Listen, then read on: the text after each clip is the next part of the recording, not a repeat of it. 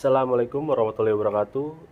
Perkenalkan, nama saya Ferdianta Pratama dari Universitas Islam 45 Bekasi, NPM 41182191190205. Hari ini saya akan memenuhi persyaratan tugas dari mata kuliah Azas dan Falsafah dengan dosen pengampu Ibu Yunita Lesmana, MPD.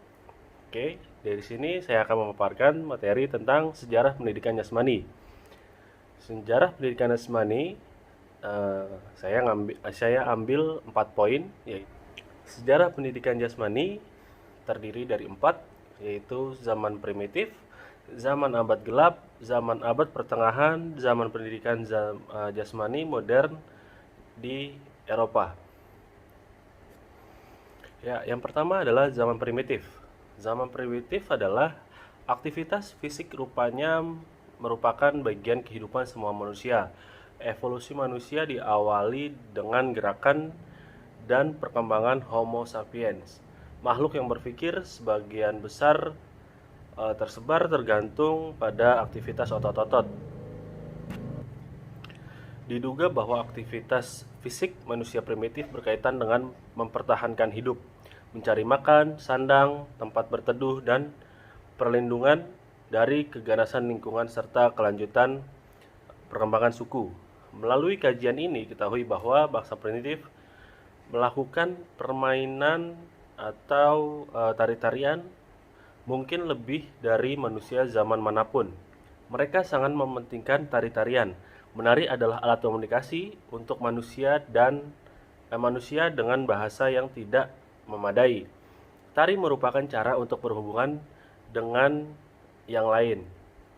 Kesegaran jasmani dalam masyarakat primitif mutlak diperlukan untuk terus-menerus dapat mempertahankan diri, dan karenanya dengan sendirinya pula selama ini perlu dipelihara perkembangan manusia melalui berbagai perubahan zaman dan budaya. Mengubah pula cara bermain olahraga.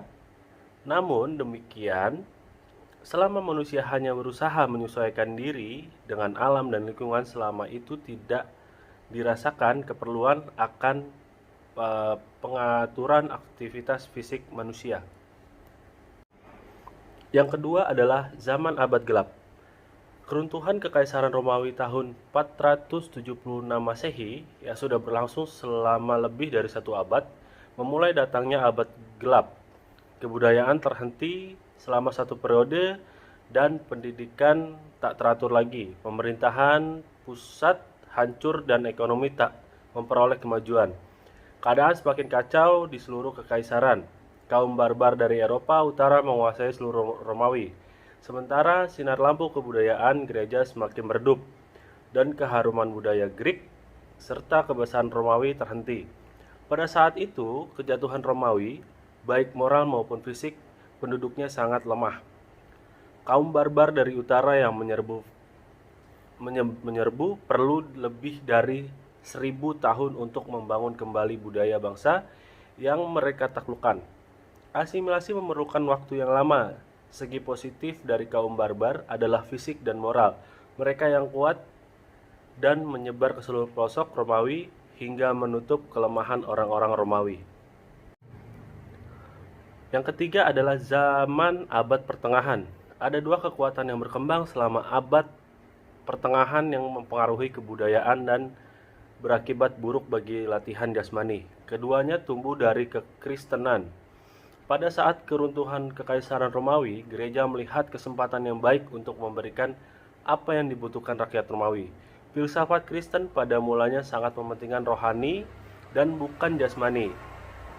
Karena tujuan akhir adalah hidup setelah mati, maka hidup sepenuhnya ditunjukkan untuk itu. Seringkali asketikisme bertindak menyiksa tubuh diri sendiri dengan berbagai cara dan bentuk. Asketisme sangat merusak kemajuan dalam abad gelap dan abad pertengahan karena menentang individu dan prakarsa manusia. Latihan jasmani sama sekali tak terlibat dalam budaya abad ini. Sementara sekarang ini tak ada lagi falsafat sedemikian Sisa-sisanya masih terdapat sebagai warisannya.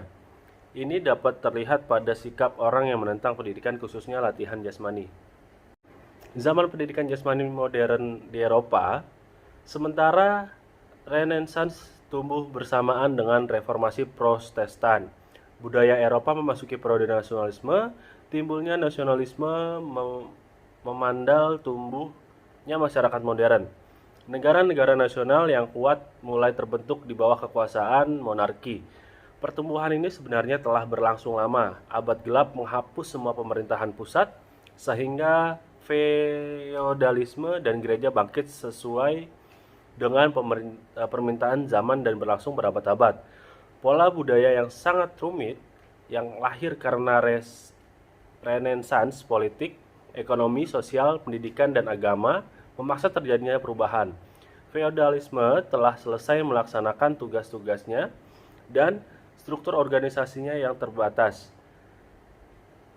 tidak dapat menyesuaikan diri dengan keadaan baru. Feodalisme berantakan dan memberikan tempat kepada monarki. Sejak timbulnya kaum menengah dan memimpin revolusi menentang gereja, datanglah zaman kapitalisme dan nasionalisme. Ya, cukup sekian pemaparan materi dari saya. Kurang dan lebihnya saya mohon maaf. Assalamualaikum warahmatullahi wabarakatuh.